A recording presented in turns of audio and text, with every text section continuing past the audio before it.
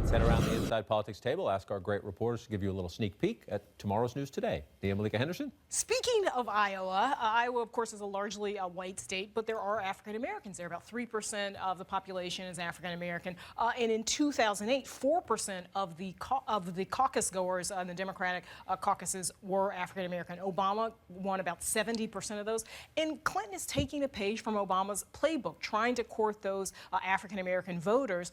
Last week, she went to a Baptist church on Sunday, and this Sunday, you'll have John Lewis and other CBC members fanning out to different black churches in Iowa to court this vote. This vote is mainly in places like Des Moines, Waterloo, Cedar Rapids, and Davenport. And in a race that's going to be really close, as we can tell from these polls, these voters will matter. All of these voters on the margins will matter. And it also will allow, I think, Clinton, her basic pitch is that she's going to do better with populations that are more diverse, so it'll be an argument that she's able to make if she does well with these voters. Smart strategy. You're right. Every vote's going to matter. Ron?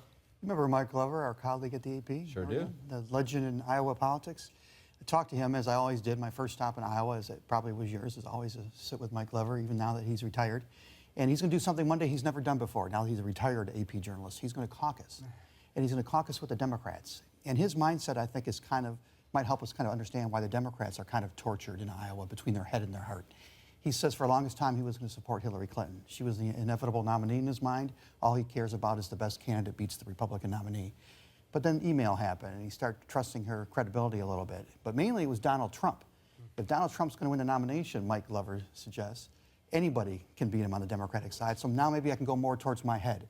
So now he's leaning towards Bernie Sanders. Donald Trump has kind of given him permission to go a little bit more towards his heart than his head. And I wonder if there's other Iowa Democrats going through the same kind of thinking. I'll check in with Mike after his There caucus, you go, see what he finally figured out in the end and see if he was decisive. Peter? Well, look for President Obama to get back into this race pretty soon. He's actually going to reassert himself the day after the New Hampshire primary next week. He's going to fly to Springfield, Illinois, and mark the 9th anniversary of when he kicked off his own presidential candidacy. Why is he going to do that? Well, in theory, he's going to talk about how to make our politics better the way he did in his State of the Union address. But he's also going to be, I think, speaking to the two winners who will be emerging from this Iowa caucus and New Hampshire primary and give them his views of what he thinks they ought to be talking about, try to shape the race as best he can. Never an easy thing for an incumbent on the way out. It's been 9 years since he was sort of at the height of his, of his stardom, but he doesn't plan to sit down yet. Not ready to cede the stage. Yeah. We'll watch that one, Jackie. Well, continuing on with the Iowa theme, I'm going to be watching where Johnson County, where Bernie Sanders really has a strong base. And if Hillary Clinton is able to cut into his base there, and he's not able to get these new caucus goers, these college kids out to caucus, it's going to be, he might not be able to sustain his momentum. And I'm also watching the 16 counties Ron Paul won to see if Ted Cruz is able to capture some of the more libertarian-minded voters there to boost his numbers. Those are great points. The battleground within the battleground will affect the margins. I'll close with an interesting update on a potential 2016 candidate who isn't on the Iowa ballot or the New Hampshire ballot, for that matter. The former New York City Mayor Michael Bloomberg is dead serious about being ready to launch a third-party bid for president if, it's an important if, he sees an opening after the Democratic and the Republican nomination battles take better shape. The latest sign of serious preparations from Team Bloomberg?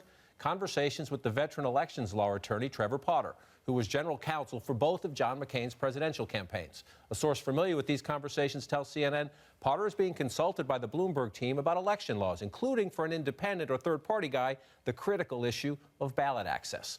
Potter's a longtime Republican and a one-time chairman of the Federal Election Commission. His firm has a policy of not discussing its clients, so no comment from there. And a top Bloomberg aide involved in the planning did not respond to a message seeking comment. But the source familiar with these conversations says it is dead clear that Bloomberg is very serious, doing everything it takes to be ready.